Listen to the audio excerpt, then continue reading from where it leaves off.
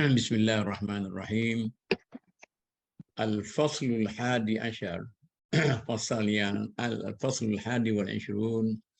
Pasal yang ke-21. Muka surat 357. Fima ya'ridu Fima ya'ridu fid duwali min hajris sultan wal istibdad alaihi. Dia kata ini pada membicarakan, kata orang zaman dulu lah.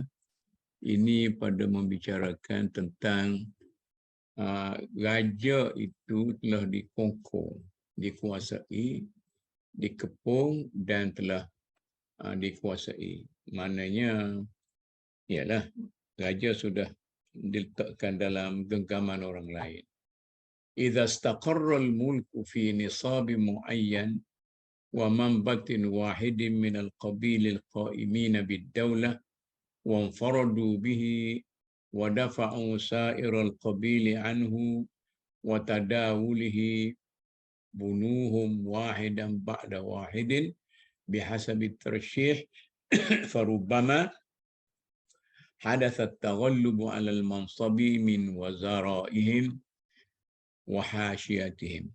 Dia kata apabila kekuasaan itu telah mantap pada tangan tertentu dan telah diwarisi dari semasa ke semasa berasaskan kepada warisan, tetapi tiba-tiba saja berlaku ada satu elemen lain yang menguasai kedudukan itu, yang biasanya elemen lain itu terdiri daripada menteri-menteri dan para pengikutnya lah, menteri-menteri dan pengikut dia.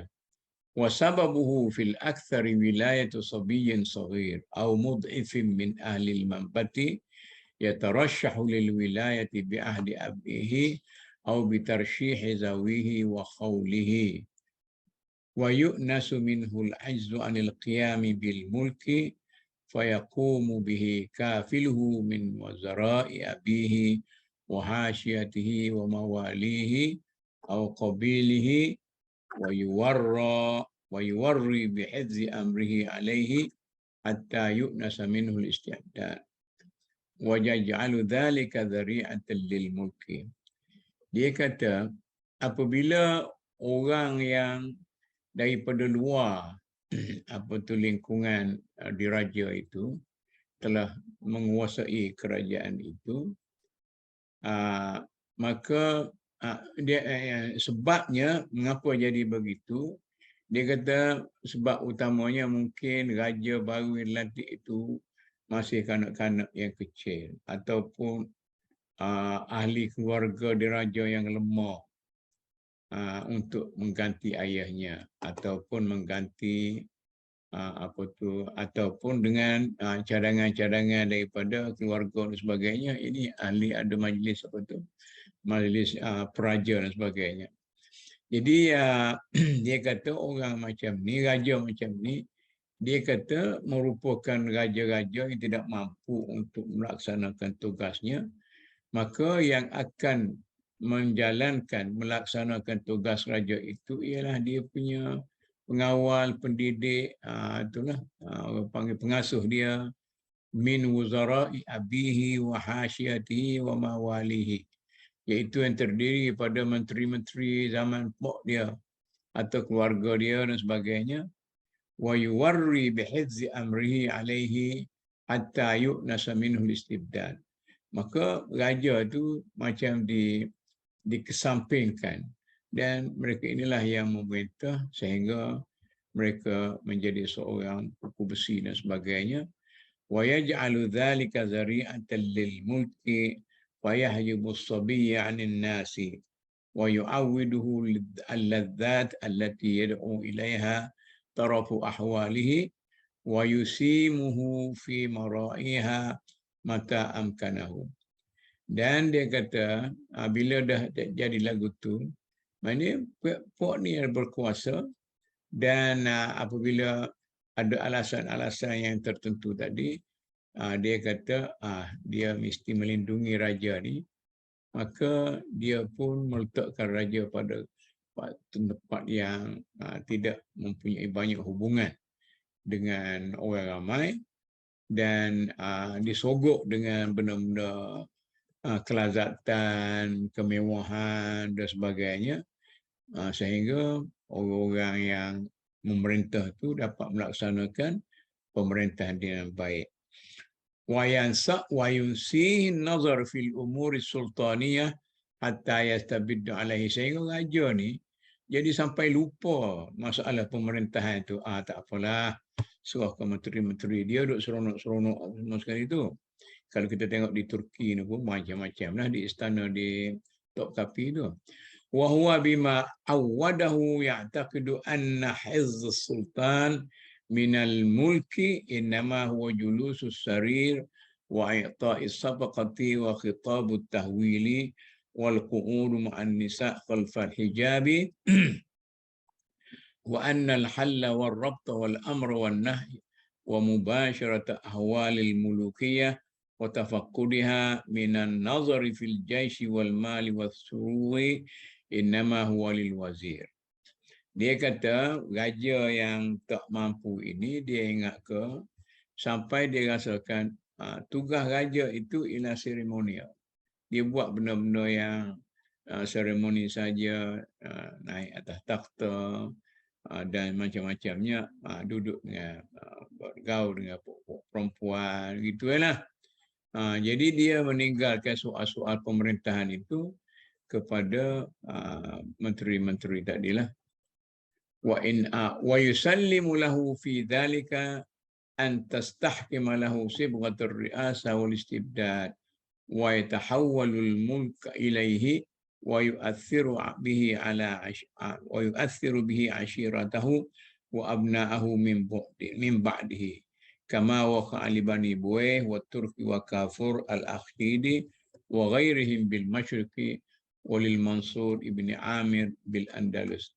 Ini dia kata sudah sampai peringkat seperti ini sebagaimana yang berlaku kepada orang Bani Buwaih, Turki, Kafur Akhidi dan Mansur ibni Amir al-Andalusi. Ini apa yang terjadi. Jadi kajian dia ini empirical punya kajian lah. Dia melihat pada apa yang sebenarnya telah berlaku. Wa qad yatafattanu dhalika al-mahjur al-mughallab li sya'nihi fayuhawilu 'ala al-khuruj min ribqatil hajri wal istibdadi. Dia kata kadang-kadang raja yang telah dikongkong itu dia sedar. Dia rasa dia ni telah diperbodohkan, maka dia mulalah mencuba untuk keluar daripada kurungan, daripada kompong-kompong itu, dan dia nak ambil semula berkuasa daripada mereka yang telah diberi kuasa kepada dia dulu sebelum itu. Wa yadribu ala aidil mutaghallibin alaihi, dan dia menguasai, boleh menang daripada ke atas orang yang mengambil merapah kuasa itu, sama ada dengan cara biqatlin atau biraf'in anir rutbati faqat, sama ada dengan membunuh atau buang pangkat saja. Illa anna dhalika fi nadiril aqal, tapi ini jarang sangat berlaku. Bila dia kena kenyek tu, kenyeklah sampai akhir, sampai habislah dinasti itu. Lianna ad-dawlata idza akhadhat fi taghallubil wuzara'i wal awliya istamarra laha dhalika wa qalla an takhruja anhu. Dia kata sesebuah negara itu bila sudah dapat dikuasai dan dikongkong oleh menteri-menteri dan sebagainya, dia akan kekal begitu dan jarang berlaku sebaliknya. Dia nak ambil balik, comeback dan sebagainya. Lianna dhalika innama yujadu fil akthar an ahwali taraf wa nash'ati abna'il maliki munghamisina fi na'imihi wa qad nasu ahd ar-rujulah wa alifu akhlaq ad-dayat wal azar wa rabu 'alaiha fala yanza'una ila ri'asati. Dia kata raja tu sendiri dah sudah asyik dengan cara hidup baru, menikmati kemewahan dan sebagainya. Dia sudah melupakan zaman-zaman keperwiraan dia. dan maka dia duduk suka seronok-seronoklah dengan daya-daya apa semua sekali itu. Warabu 'alaiha dan sudah terdidik dalam budaya seperti itu. Maka dia tidak berminat lagi untuk merampas balik kekuasaan yang ada sepatutnya pada dia. Innama himmuhum fil qunu', itulah dia dia hanya lebih berminat untuk duduk dalam keadaan yang mewah dan sebagainya. Wa hadha taghallub yakunu lil mawali wal mustani'in inda istibdadi ashran malik ala qaumihim. Dia kata orang yang biasanya menguasai kuasa raja dia lah kaum-kaum yang pendatang dan sebagainya, orang-orang yang di luar asalnya. Wa huwa aridul lidawlati daruriyun kama qulna. Ini merupakan satu penyakit bagi negara tersebut. Wa hadzani mardani la bar'a lidawlati minha illa fil aqam. Penyakit ni, dua penyakit ni, dia kata biasanya negara itu tidak kesembuh dari kedua ni kecuali jarang-jarang. Jadi jelaslah kalau dalam negara kita ni bukan saja rampas kuasa dengan secara begitu-gitu, tapi kita telah merampas kuasa daripada raja dengan menjadikan rampasan kuasa itu sesuatu yang diterima oleh perlembagaan. Maka raja-raja kita pun jadi raja seremonial sajalah, seperti mana yang ada sekarang. Semalam duduk bising kata tuanku boleh tolak ke tidak nasihat daripada Perdana Menteri dan sebagainya. Itu pun satu hal lagi. Kalau tuanku tolak, jadi krisis perlembagaan pula. Tuanku pun tak nak buat apa dah. Buat raja perlembagaan. Jadi macam tu. Tapi lebih baiklah daripada duk ucap kacir, murapah aku apahmu. Daripada zaman dulu. Okey. Tok Mut. Ya. Ibn Khaldun dalam bab ini cuba menerangkan kepada kita suasana ketika jatuhnya sesuatu organisation ataupun kerajaan. Ialah Institution kan, masa dia maknanya kalau kita lihat balik kitaran tu kan, kita kata kerajaan ni sebagaimana umur manusia ya. Teori dia bawa asal kan, maknanya dia cerita kat sini ialah detail ketika berlakunya ketika suasana jatuh kan. Maknanya wazir ataupun menteri-menteri akan lebih berkuasa. Sebab kadang-kadang kan bila dia maknanya kita kata dia pass through raja-raja ni, kita pengganti dia lah prince ya kan. Raja. Kadang-kadang budak pun jadi raja, yang bodoh pun jadi raja. Itulah saya baca yang tu kan, yang yang tadi dia sebut tentang Al-Mansur, cerita Al-Mansur dalam Indonesia tu kan. 11 tahun je dia punya jadi putera raja. Dia amanahkan kepada menteri dia kan, dua menteri. Dua menteri tu berkelahi juga. Jadi nanti later part raja tu pun tahu dia dipergunakan, so berlakulah perpecahan bunuh-membunuh kan. Dan pasti musuh masuk. Dan saya rasakan Tok Mut, kalau kita tengok dalam kita punya dulu raja kita kuat lah kan. Sekarang bila Portugis masuk, Dutch masuk, British masuk, dia lemah, dia dengan sendirinya, dia frozen kan, dia lemahkan kekuasaan beraja kan. Betul lah. Jadi raja duduk sebagaimana kita baca tadilah. Hanya untuk seremonial. Yalah, betul. Dan raja-raja ni dibagi macam orang kata kemewahan yang supaya tak rasa lah dia ni bertanggungjawab pada rakyat. Bangun pagi ada kemewahan depan tu. Ada makanan, ada minuman, ada perempuan, ada hiburan, habis. Jadi gelap gitu ya. Esok bangun pagi macam tu. Tak ada apa dah, tak ada peluang dah. Next thing habislah. Ya. Ini kita ni. Sekarang orang duk cakap tentang Sabah persabahan. Kita di Nusantara, seluruh Nusantara ni, kalau kita balik pada Kesultanan Melayu di Nusantara, kita bermula dengan Majapahit, lepas tu Sriwijaya yang menjadi raja bagi seluruh Nusantara. Kemudian bila datang Islam, dia adalah jauh sedikit, Kesultanan Melaka, Kesultanan Riau, Kesultanan Sulu, dan sebagainya lah, Kesultanan, sehingga datang Orang Putih itu dihancurkan. Jadi saya nak pergi ke Brunei bulan 2 ni,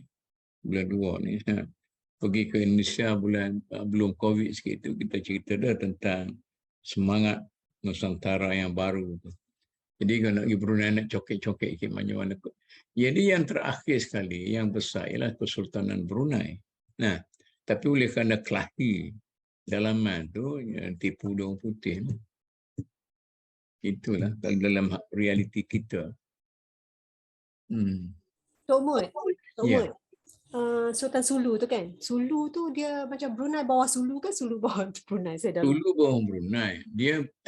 Dia Sulu tu dia ambil sebahagian yang Sabah yang dianugerahkan oleh Brunei kepada Kesultanan Sulu.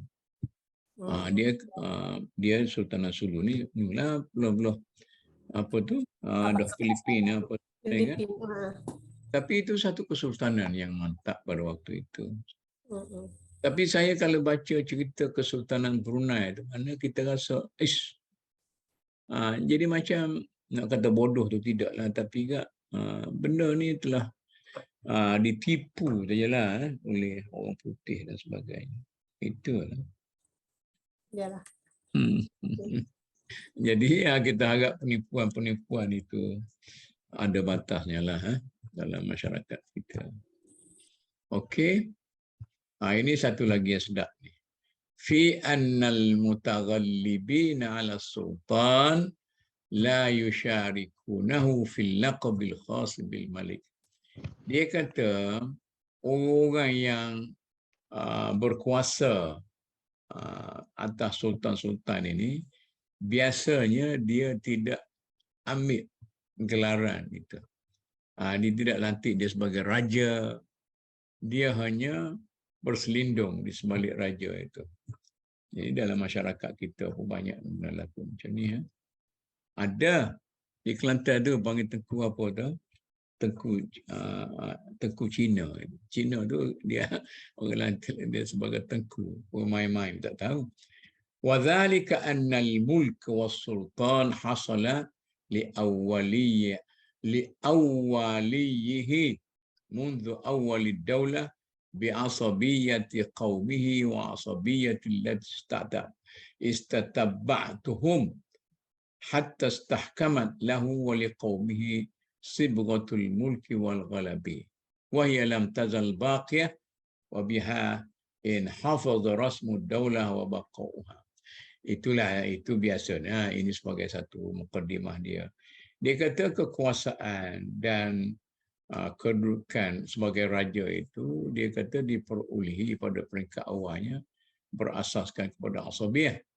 Ini Syekh dah berjanji dah ni, kita nak timbul balik asabiyah sebagai satu asas kepada kebangkitan semula bangsa kita ni. Kena asabiyah tu ada. Wa asabiyatil lati maka asabiyah yang ada selepas itu. Kemudian itulah berlakunya kemantapan kuasa dan kerajaan dan akan kekal begitu, dan itulah juga berasaskan kepada kedudukan itulah segala seremoni, segala tanda-tanda kebesaran dicipta dalam kerajaan itu. Wa hadzal mutaghallib wa in kana sahibu asabiyatin min qabulil maliki aw al mawali was sana'i fa asabiyatuhu mundarijatun fi asabiyati ahli al maliki wa tabi'atul laha. Dia kata orang yang ini dia menyambung soal orang yang menguasai istana tu, dia kata biasanya puak-puak geng-geng keluarga tu lah juga walaysa lahu sibratul malik, cuma dia tidak melahirkan dirinya sebagai raja yang memerintah.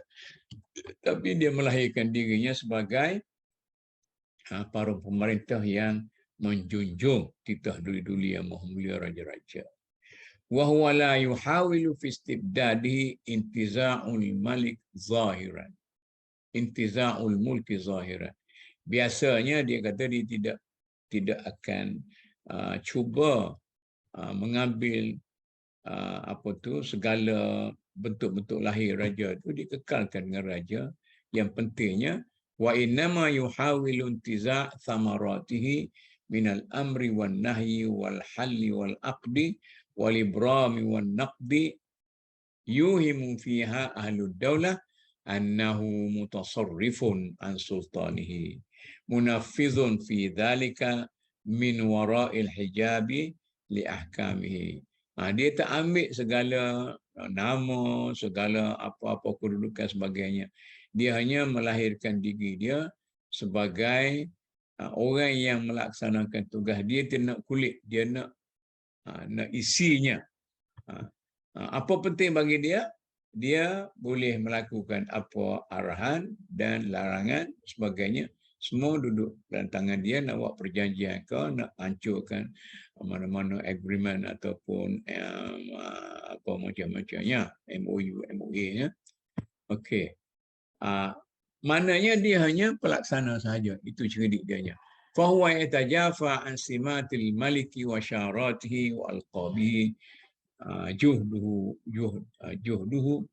wa yab'adu nafsuhu an tuhmati bidzalika wa in hasala lahu istibdad li'annahu mustatirun fi istibdadihi fi istibdadi bidzalika al-hijab alladhi darabahu sultan. Itulah macam saya katakan tadi lah.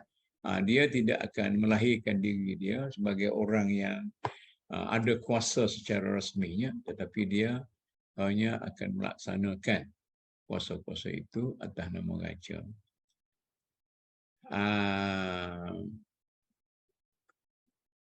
Wa awwaluhu ala anfusihim anil qabili mundu awwalid daulah wa mughalatun anhu bin niyabah.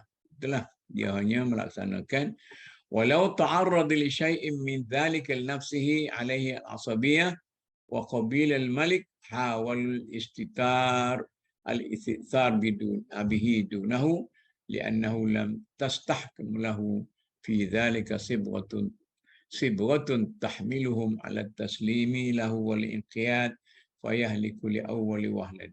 Dia kata dia tak cuba tu. Dia kata kalau dia cuba nak menjadi raja, bukan nak jadi hamba raja, maka dia akan disingkirkan pada peringkat awal lagi. Jadi sebab itulah mereka ini faham lebihlah baik menjadi penguasa tanpa nama daripada penama tanpa kuasa.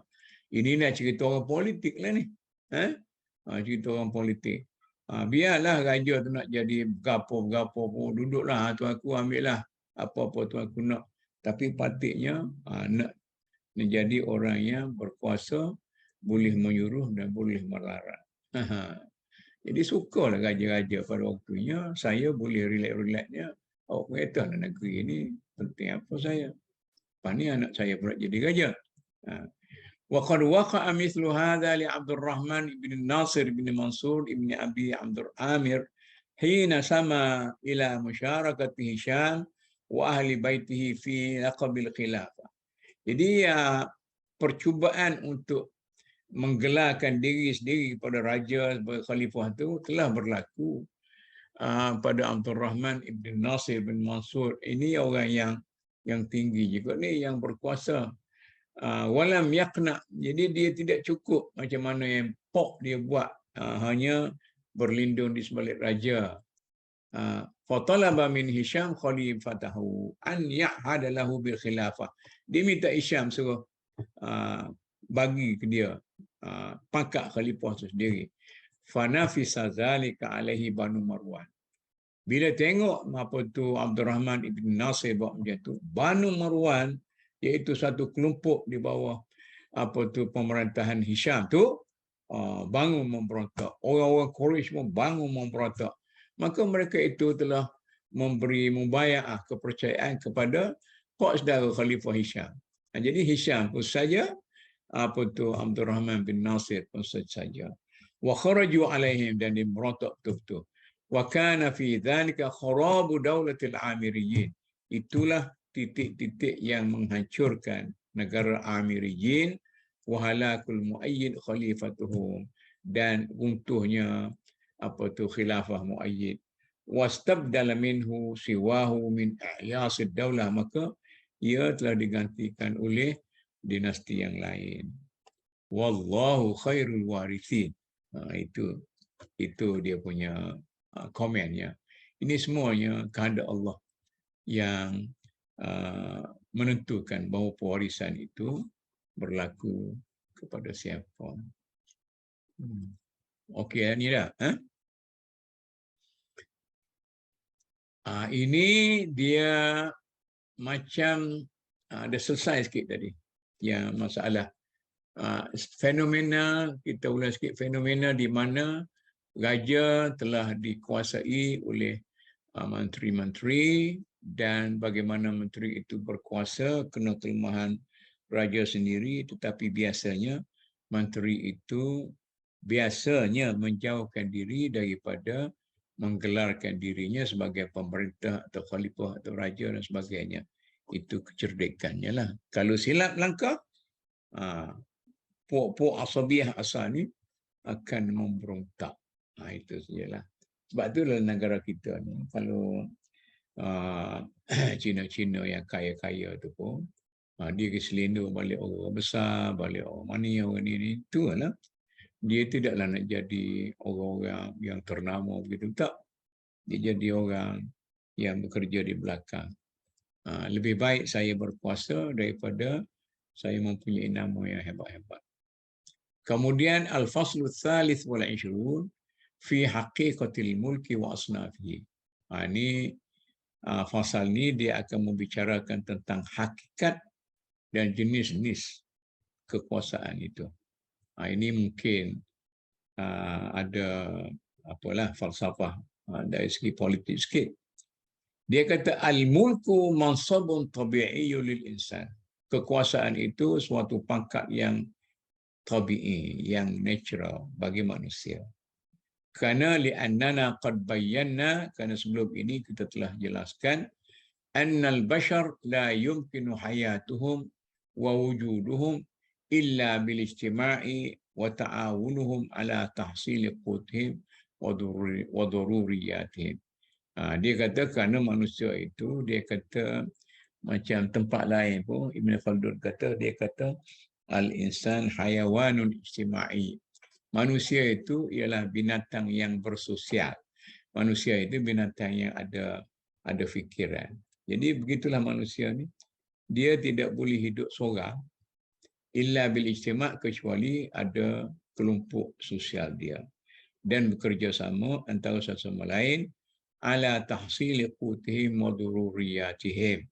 Ada keperluan hidup dan sebagainya. Wa idza ijtama'u da'ati ad-daruratu ila al-mu'amalati wa iqtida'il hajat.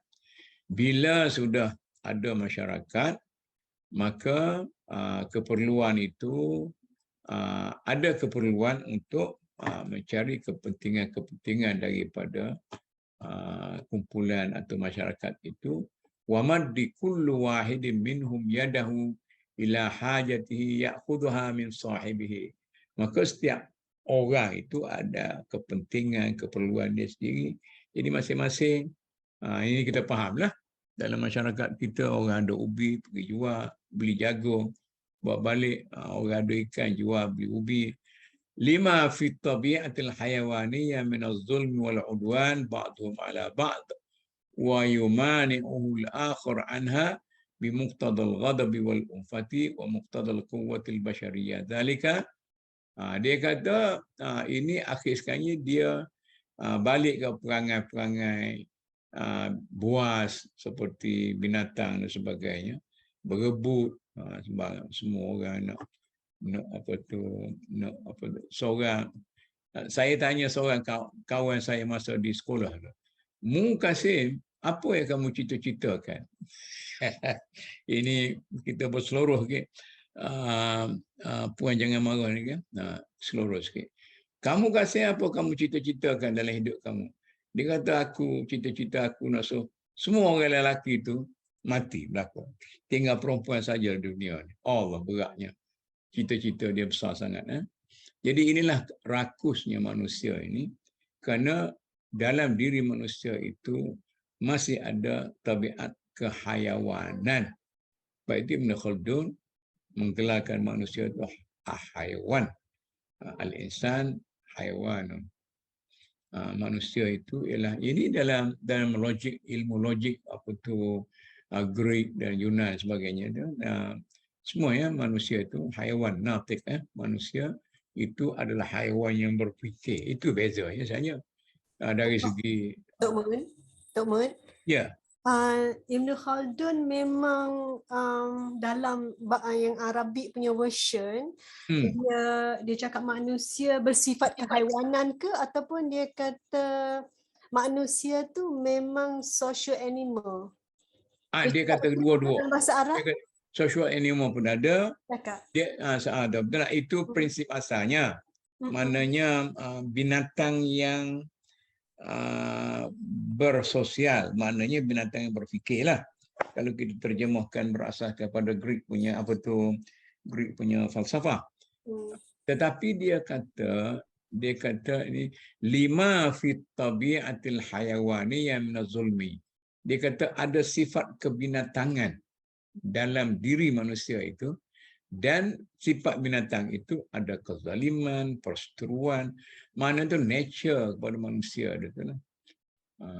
Yalah, sebab dulu ada juga diorang macam debate lah tentang ahli psikologi atau sosiologi lah, dia menyifatkan manusia itu sebagai social animal kan, dan perkataan animal tu dikatakan kita tidak boleh associate manusia itu sebagai animal, tetapi kita boleh kata manusia memiliki sifat-sifat yang sama dengan kebinatangan. Itu dia kata sini pun ada sifat kebinatangan tu. Tapi itu saya kata-kata dalam di tempat yang lain dia kata manusia itu hayawan. Manusia itu binatang. Itu dalam bab-bab yang lain lah. Dalam bab yang lain lah. Itu dulu kita belajar dalam itu masa tu subjek ilmu ijtima' tu, maknanya sosiologi. Kita biasanya di sekolah agama ni masa menengah lagi kita belajar sosiologi sikit. Pemikiran Ibn Khaldun tu dia kata itulah bila kita nak belajar logik, nak belajar falsafah, maka kita belajar benda-benda macam tu.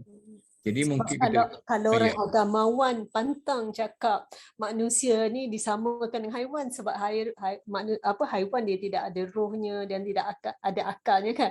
Jadi kita menurunkan darjat manusia ke tahap level. Yalah. Itu je lah. Tapi itulah dari segi tradisi pengajiannya Ibn Khaldun ni dia apa sikitlah. Sebab tu setengah grup dalam agama ni mana dia nak belajar Ibn Khaldun ni, dia nak belajar Mas'udi, nak belajar apa-apa semua sekali. Yang ini kita cuba troka pemikiran-pemikiran yang agak sampingan sikitlah bagi itu. Jadi mungkinlah bagi orang agama yang belajar mengikut tradisi klasik yang tertentu itu, mana ada binatang, manusia ni manusia lah. Dia bagi kepada dia benda yang berkembang, benda yang beku dalam mungkin bila dia nak menceritakan, dia nak describe, jadi dia terpaksa menggunakan satu metafor, satu perumpamaan. Dia bukan kata manusia ni macam binatang, tapi dia orang dapat gambaran bahawa binatang ni tidak ada rasa kemanusiaan, binatang ni rakus, binatang kan. Tapi dia katalah ada tabiat kebinatangan dalam diri manusia itu. Iaitulah kezaliman, suka kelahi dan sebagainya. Loba, halifah, ego dan sebagainya. Tak apalah tu, kita tengok banyak tempat. Fayaqa'u tanazu' al-mufdi ila al-muqatalah. Maka oleh kerana itu berlakulah perbalahan yang sampai pada peringkat bunuh-membunuh. Wahia tuaddi ilal haraji, kacau bilau, wasafkid dima, membunuh, wa idhabun nufusil mufdi ila inqita'in naw, dan menyebabkan adalah insyaAllah dia ulah-ulah. Wa huwa mimma hassahul bari subhanahu bil muhafazah. Ini dia kata Tuhan tetap menjaga supaya tidak pupus manusia ini Tuhan jaga. Fastahala baqa'uhum fawda duna hakiman yaz'u ba'duhum an ba'd. Jadi mana kacau bilau itu akan terhapus kerana mereka itu berusaha untuk mencari pihak yang berkuasa untuk menyelesaikan pertikaian mereka itu dan sebagainya. Wahtaju min ajli dhalika ila al-wazi' wa huwa al-hakimu alaihim. Itulah biasa kita belajar ni kan. Mereka perlu kepada pihak berkuasa untuk menyelesaikan masalah mereka. Wa huwa muqtada tabi'ah al-bashariyah al-mulkul qahir al-mutahakim. Mana secara naturalnya kerajaannya apa tu. Masa saya duduk di Suhakam dulu, kita sebagai komisioner tu, saya pegang bidang pendidikan. Dan bila pergi berkempen, saya bangkit juga kata sebenarnya hak asasi manusia ini bukan suatu prinsip yang asas. Bila manusia ni bila lahir dan bekerja sama, dia kelahi. Bila kelahi, dia perlu pada kerajaan. Bila ada kerajaan jadi kukupsi. Maka tugas hak asasi manusia itu untuk balancing antara kuasa kerajaan dengan kuasa kepentingan rakyat supaya jangan kerajaan itu bersikap kukupsi. Jadi kita kata pendekatan saya ambil setakat ini sajalah.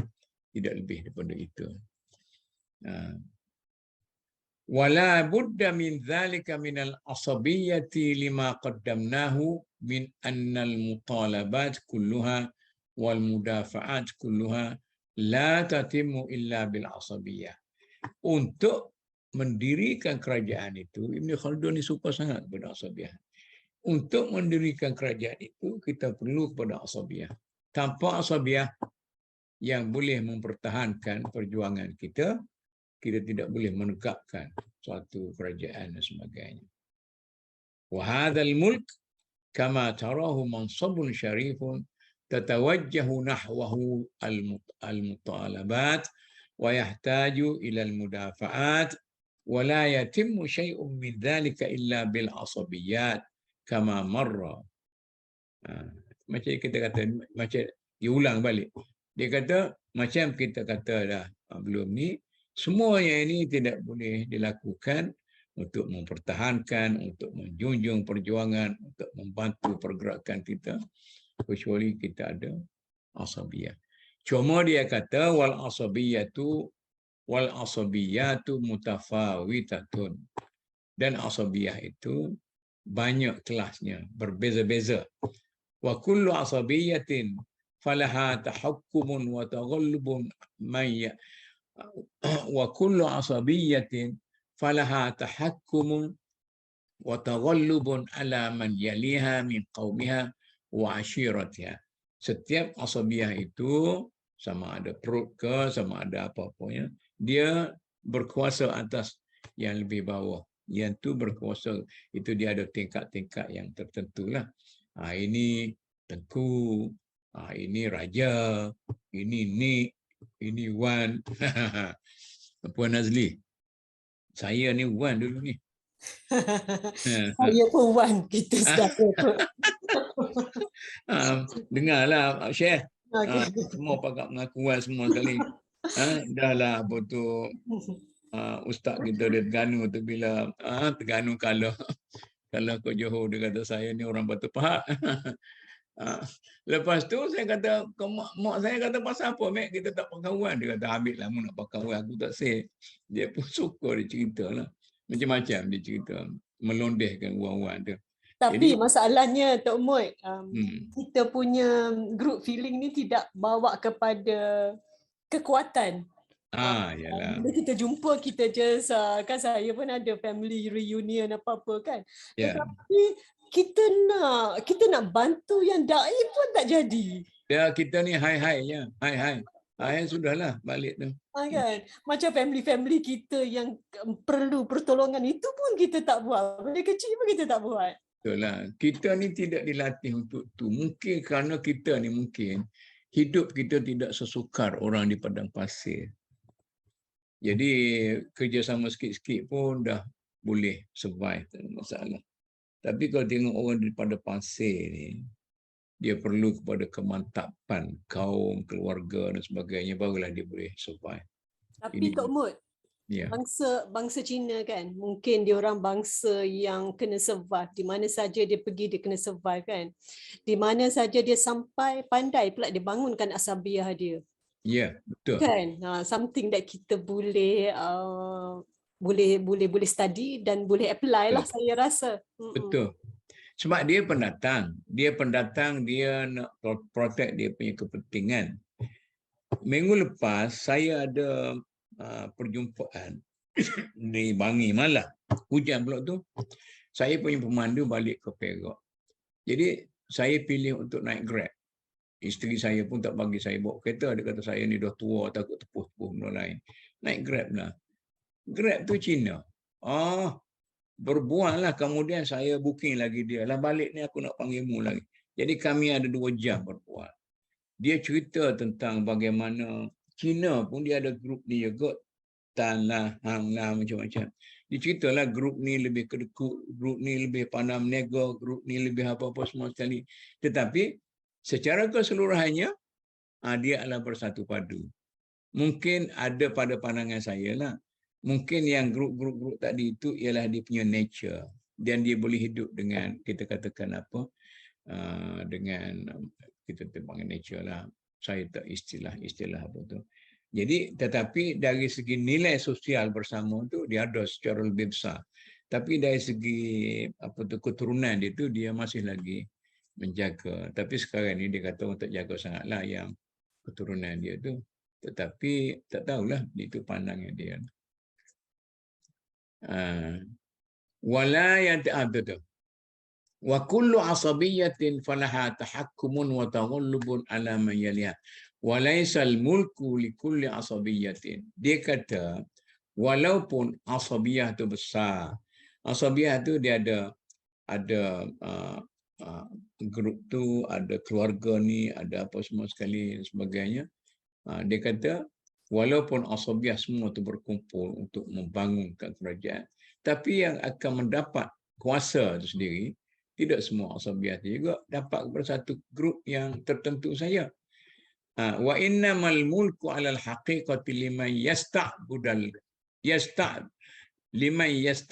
ra'iyah. Kekuatan pemerintahan akan diperolehi oleh orang yang mampu memperhambakan rakyat. Ini hebat. Hebat ni pemikiran Ibn Khaldun ni. Wa yujbil amwal, dia mampu mencari harta negara untuk grup dia. Wa yab'atsul bu'uth, dan mampu menghantar perwakilan ke luar negara. Wa yuhmithu, dia mampu lagi menjaga batas-batas negara. Wala takunu fawqa yadihi yadun qahir. Tidak ada.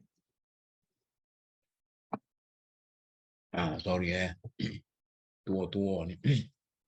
Tidak ada orang yang dapat mengatasi dia. Wa hadha ma'na al-mulk wa haqiqatuhu fil mashhur. Tahulah kita pun cerita raja-raja kita zaman dulu pun. Ia nak jadi raja tu kan. Hak teruk sekali lah. Hak brain sekali lah. Kalau lembut-lembut tu kalah awal-awal lagi. Saya, keluarga saya kan, Raja Abdullah.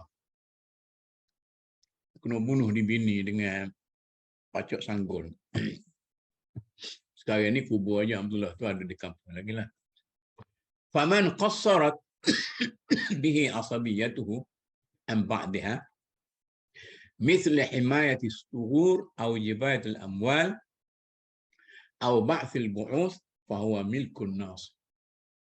Mana-mana pemerintah yang tidak mampu untuk menekan asabiah lain, yang tidak mampu untuk menjaga sempadan negara atau memungut cukai dan sebagainya dan menghantar perwakilan keluar, maka kerajaan itu ialah kerajaan yang kurang, yang lemah mungkin, yang tidak cukup, yang tak sempurna. Lam tatimma haqiqatuhu, tak sempurna. Kama waqa'a likathirin min mulukil barbar fi daulatil aghalibah bil Qairawan wa li mulukil ajam sadr ad-daulah al-Abbasiyah. Sebagaimana yang berlaku kepada banyak raja-raja barbar. Yang sekarang ini barbar tu di mana? Di Algeria. Fi daulatil aghalibati bil Qairawan, dan di Qairawan, di belah-belah tu lah, Qairawan ni belah-belah Afrika Utara lah. Wali mulukil ajam sadr ad-daulah al-Abbasiyah, dan raja-raja bukan Arab pada zaman kerajaan Abbasiyah. ومن قصرت به عصبيته أيضا عن استعلاء على جميع العصبيات والضرب على سائر الأيدي. Kalau sekiranya asabiyah sesuatu kerajaan itu tidak mampu untuk mengatasi asabiah-asabiah lain dalam grup besar asabiah dia dan memukul orang cantas lah ni. Maknanya kalau siapa dia tak sanggup nak cantas, nak pukul orang, nak apa ni, dan politik Kelantan tahulah, ala sairil aidi wa kana fawqahu hukmu ghairihi fa huwa aidan malikun naqisu. Dia tak boleh jadi kerajaan yang betul. Dia jadi kerajaan yang kurang. Ini yang Sabah Sarawak minta lebih berdikari ni. Dia rasa dia ni duduk bawah Melaya. Dia tak sedar yang membangunkan Sabah Sarawak tu orang Melaya. Nah, tapi bila dah awak besar, ni macam kita pegang anak akak ni, dia pun mula tengok kiri, tengok kanan. Dia kata muka dia ni tak suka aku. Aku ni India. Aku ni muka Cina. Macam mana ni? Dia mula nak mencilkan diri, nak tutup hak dan sebagainya. Itulah. Wa haula'i mithlu umara an-nawahi wa ru'asa'il jihad alladhina tajma'uhum daulah wahidah. Dia kata contohnya ialah imrit-imrit, umara. Nah, ni macam yang apa tu, yang imrit-imrit Arab satu dan sebagainya. Itu dulu satu negeri asal kepada bangsa Arab itu ialah Yaman. Sekarang ni Yaman tak pernah kenyeknya. Padahal Al-Yaman aslul Arab. Orang Yaman itulah asal bangsa Arab. Lah sekarang ni jadi Khmer. Wa kathiran ma yujadu hadha fi ad-dawlatil muttasi'atin niqat. Dia kata kadang-kadang berlaku untuk negara-negara besar. Ini macam Soviet Union dulu kan. Soviet Union sebesar. Kemudian buruk situ, buruk sini, runtuh situ, buruk sini. Sampai ke Ukraine berkeluar. Sekarang ni dia duk bagi negeri Ukraine balik.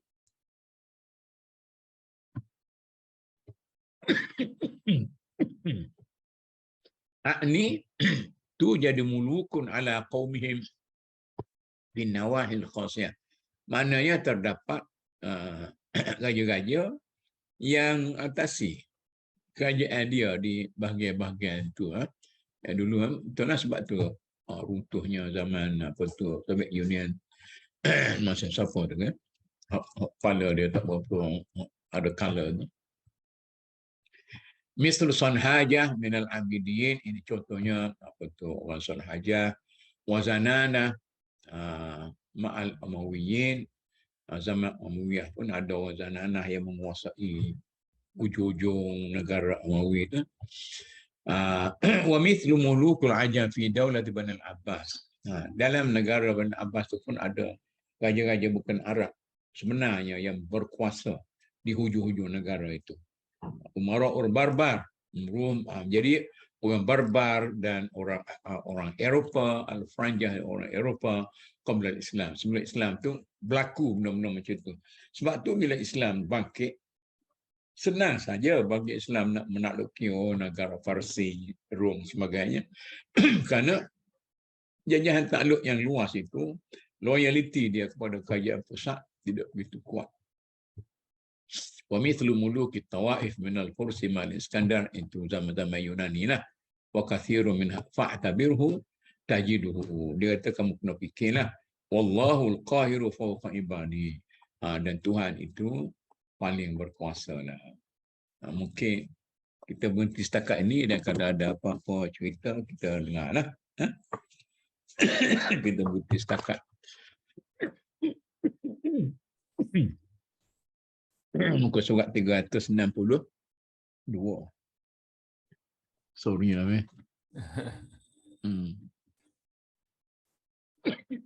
Mana pokok bahasa? Alhamdulillah.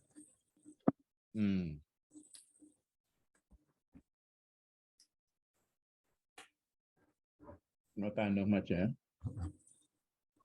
Ada apa ni? Mahmud, Ana tadi ada masalah dengan komputer. Ana Okey. Ana rasa pada Ana dalam pengalaman lalui kita yang bacaan dan juga melihat penterjemahan yang kita ni, ini fasa nak jatuh atas satu dinasti ataupun tamadun tu. Ana tertarik bila seolah perbincangan kita perlunya balik asabiyah untuk Ya, betul. Selamatkan atau untuk membangunkan balik tamadun tersebut. Ya, betul. Karena tertarik bila kita mula melihat terjemahan asabiyah tu bukan perkauman sempit. Ya, betul. Ana tertarik bila melihatkan bagaimana Rasulullah SAW dalam peringkat membina dekat Madinah. Jadi istilah yang kita guna yang terjemahan bahasa Inggeris tu dia panggil group feeling atau asbiyah, kekitaan ataupun rasa kekitaan tu kita setuju dulu. Jadi rasa kekitaan tu pada kita ialah kekitaan yang diikat atas nilai-nilai Islam tu lah.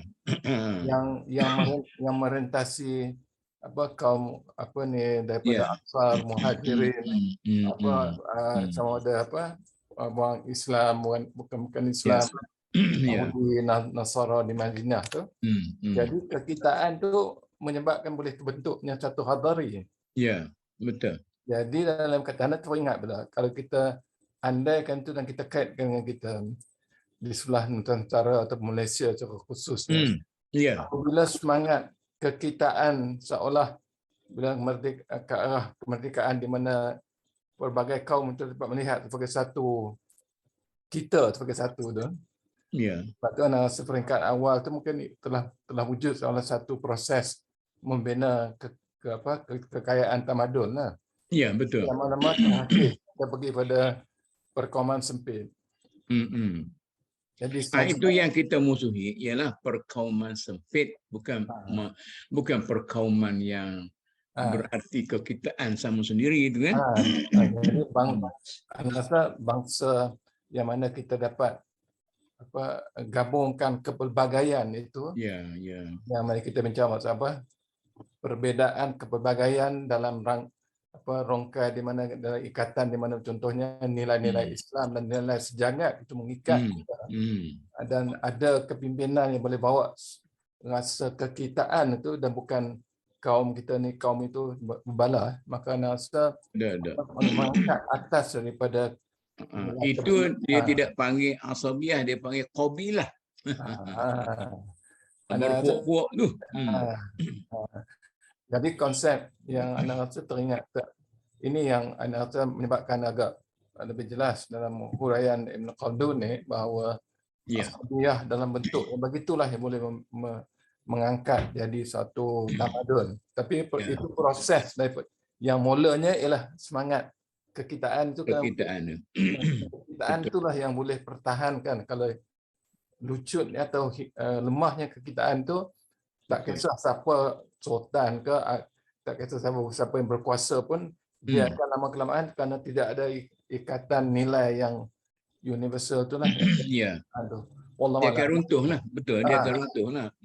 Jadi dalam fasa kita ni macam kalau satu tamadun nak naik balik, setelah dia naik, dia nak mendatar dan nak Ya, jatuh, ya. kena wujud Betul. balikkan balik asalnya Betul. yang seolah mengikat. Dalam kataan pada anak saya ketika kita sekarang ni, bagaimana Islam tu boleh digunakan sebagai satu universal nilai yang boleh ikat semua kaum di Malaysia lah. Ya. Wallahu a'lam. Itu sikit satu anak Betul. tarik dengan Brian Betul. Khaldun ni. Wallahu a'lam. Betul. Jadi kalau kita nak cuba ni Datuk Aziz ada ni, Datuk Aziz Syekh Yaakob ni. Kalau kita cuba nak bangkitkan semula semangat Nusantara kita, saya pun tak tahulah. Perlu kepada peribadi-peribadi yang unggul. Misalnya kalau kita menerima Majapahit sebagai kita pada waktu itu, maka kita menerima Sriwijaya sebagai kita, kemudian kita menerima Kesultanan Melayu kita. Baru ni dalam satu perayaan, seorang budak perempuan minta nak bergambar dengan saya dalam satu sambutan apalah dalam tapi dia kenal, dia kata saya ni Cina Melaka, Baba. Baba Cina Melaka. Oh, jadi maka semangat kekitaan dia tu ada. Macam natif kat Kelantan tu, dia cukup kuat. Semangat kekitaan yang ada bersama. Jadi kalau kita boleh memupuk semangat kekitaan itu daripada kita mensektorkan. Ini yang kesilapan orang-orang politik kita dah. Politik kita dalam negara kita ini ialah politik konstruktoran, konsektoran. Bukan politik kekitaan. Dahlah saya melihat daerah saya, kemudian saya melihat parti saya, saya melihat grup saya melihat keluarga saya melihat saya. Jadi habis hancur. Saya tamadun Islam dulu pun sebab ada kekitaan kepelbagaian bangsa menyebabkan Islam boleh spread ataupun berkembang sebab orang menunggu-nunggu nak menerima kerajaan Islam. Kalau itu kerajaan Islam tu mempunyai kemanusiaan yang lebih tinggi. Betul. Jadi pada zaman jahiliah mereka itu ada kabilah. Kabilah tu yang fanatik kepada kabilah masing-masing. Maka Islam datang, dia buat rebranding kepada kabilah tu dalam satu bentuk baru, menggantikan kita katakan fanatik pada kabilah itu kepada rasa kekitaan yang meluas. Datuk Aziz, komen kat sikit. Anda rasa Datuk, Rasulullah nak tatang ataupun nak bina tu pun besar tu kalau kita tengok sirah. Kena tegur kaum Aus dan Khazraj. Kena tegur orang Islam supaya jangan banyak fasa-fasa Rasulullah kena lakukan dan kena diperingat balik selalu apa tujuan kita, apa tu kata makasih, apa tujuan lebih tinggi kita, kesatuan kita. Jadi tapi ada rasul dan pimpinan yang sentiasa itulah lebih tinggi. Ni tak ada arah. Kita ni dah baca Ibn Khaldun dah. Sepatutnya kita baca Sahifah Madinah. Belum ni kita baca yang Ikhwan tu. Yang Banna tu. Jadi lepas tu saya kata lepas ni kita baca Sahifah Madinah lah. Lepas tu macam mana Ustaz Kamil ni dikona dengan apa-apa dia pergi kepada Ibn Khaldun. Kalau tidak, mana kita boleh tengok macam mana bukan perlembagaan dah, kita pada piagam Madinah itu merupakan suatu ikatan longgar antara semua pihak yang berkepentingan yang ada di Madinah pada waktu itu, sama ada awak golongan Islam, bukan Islam, golongan macam-macam, tapi satu ikatan yang longgar yang boleh melayan semua kehendak orang. Kemudian lepas tu bila awak khianat, saya godam lah awak. Itu masalah lain lah. Tapi kalau awak tak khianat, kita boleh bangun bersama. Apalah itu yang Saya rasa cabaran bagi Islam, aktivis Islam ataupun murabbi dan juga para yang terlibat harakat Islam ni, bagaimana nak kembalikan balik itu supaya rasa bahawa Islam tidak merupakan satu threat ataupun satu ancaman. Sebenarnya Islam boleh menyebabkan rasa kekitaan itu. Tapi kalau kita bawa untuk memecahkan juga, kita tak akan berjaya bina balik tamadun. Kita meruntuh tamadun kita kalau kita sektor-sektorkan. Islam telah tidak pernah mensektorkan dirinya sebagai satu sektor yang tertentu. Jadi tak tahulah siapa dia yang nak menganjurkan balik benda-benda ini ya. Zaman dulu kita ada lah tokoh-tokoh kita, tapi sekarang orang dah terlibat politik belakang dah. Tidak ada gerakan yang itu. Last sikit.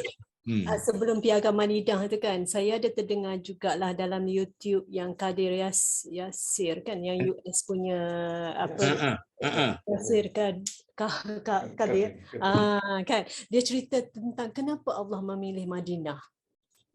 Kita bercakap tentang cosmopolitan lah. Kita bercakap Madinah itu ada simbol yang berbagai-bagai bangsa ya. Daripada Junya, daripada orang Yaman yang naik atas, daripada berbagai orang yang Farsinya. Kenapa selepas 13 tahun di Mekah dan Rasulullah mendapat macam wahyu lah, perintah daripada Allah untuk hijrah ke Madinah. Kenapa tidak Yaman? Kenapa tidak Habsyah? Kenapa tidak Habsyah? Correct. Di situ diorang mengkaji kenapa Allah memilih Madinah itu sendiri kan. Bukan saja dengan dia punya lokasi dia dan juga yang sedia ada, nature of the masyarakat dekat Madinah itu sendiri. Itu interesting juga kalau Tok Mut ada certain bacaan on that, dan kita pergi kepada yang sirah kita selalu baca kan. Lepas tu Piagam Madinah itself, macam mana Allah Astagfirullahalazim. Macam mana Rasulullah menyatukan bangsa-bangsa di Madinah tu sendiri. Kan? Jadi kita ni perbalahan sama Islam tu lebih kuat daripada rasa nak menyatukan semua orang dalam masyarakat kita. Jadi tak tahulah kalau kita nak mulakan dengan perpaduan ummah, nampaknya perpaduan ummah tu jadi alat politik masing-masing. Ini masalahnya. Tapi kita nak cetus di mana? Mak Zia, tak pernah kecek Mak Zia ni. Cerita tak bagi kat dia Mak Zia. Jadi kita nak tengok macam mana. Jadi tak tahulah, tengok macam di samping kita bercerita tentang Ibn Khaldun ni, saya rasa bagus kalau kita berfikir bagaimana kita nak nak membangkitkan satu gerakan yang benar-benar memberi ruang yang cukup luas kepada semua orang dalam masyarakat kita ini tanpa pensektoran. Sama ada dari segi bangsa, dari segi agama, dari segi politik, dari segi grup. Tapi kita ni terlampau banyak pensektoran, itu jadi kacau bilau habis. Ada orang lain nak bagi dah? Apa lagi? Tok Mut, sementara tunggu yang lain masuklah ya. Masuk-masuklah sementara tu. Saya ada juga dengar Andalusia tu sendiri ya. Andalusia sebagai satu tamadun sebab tamadun yang selari pada masa itu juga Baghdad dan Andalusia ya. Dan saya rasa Andalusia punya cosmopolitan je lah, nature of orang kata masyarakat di situ pun memang banyak orang kata banyak bangsa-bangsa di situ dan dikatakan Andalusia tu dia banyak western campur dengan eastern ya. Dia banyak bersambung dengan Madinah tu sendirilah kan. Betul. Satu interesting tempat di mana kita boleh dalam kita nak, bukan kita nak apply lah, because bila kita membaca sejarah dan membaca tulisan-tulisan yang awal, mungkin ada sedikit sebanyak benda macam kita ni macam beraba dalam gelap kan. Tak tahu nak kita tahu tapi nak buat macam mana dengan konteks kita kan. Jadi kalau kita tak buat langsung pun tak boleh. Jadi dalam konteks kita ni, saya yang agak duka cita sikit. Tak cakap ajak supaya para pendakwah kita sendiri cukup-cukuplah pergi duduk syarah benda yang sama, ibarat membajak tanah yang sudah lumat. Marilah kita bagi perhatian kepada mengajak orang-orang yang bukan Islam dengan secara yang baiklah, bukan pergi hui gitu. Siapa nak ikut kita kan dengan cara yang bijaksana dan sebagainya. Tetapi tidak menjadi minat ramai orang. Ya, minat ramai orangnya dia bagi syarah kamu dengan grup ini, lepas tu duk cerita benar. Jadi akhirnya kamu cerita kelahi. Orang ni puak-puak apa ni Ibn Taymiyah. Orang ni puak-puak Asy'ariyah. Orang ni puak-puak Maturidiyah. Jadi pergi sektor di situ pula. Ini sedangkan kalau kita nak ambil Andalusia dengan Madinah sebagai satu contoh, cantik sangatlah multiracial society dalam masyarakat kita tu. Maknanya ada contoh-contoh yang sudah begitu jelas di hadapan kita. Cuma sama ada bagaimana kita nak cuba apply contoh ini, itu sajalah. Okeylah dah. Kalau tak ada dah. Jeffrey Awang ni saya rasa saya kenal. Biarlah. Fauzi Lazim. Okey. Kita rasa sekat tu lah dulu. Kalau dah. Okey. InsyaAllah minggu depan ni kita sambung lagi. Kita doakan semua kita sihat, walafiat, kita boleh terus sehingga kita sampai kepada satu titik di mana kita benar-benar faham dan kita boleh cuba menghayati kalau tidak semua pun sebahagian daripada pemikiran para ulama kita. Wabillahi taufiq, wassalamualaikum warahmatullahi wabarakatuh.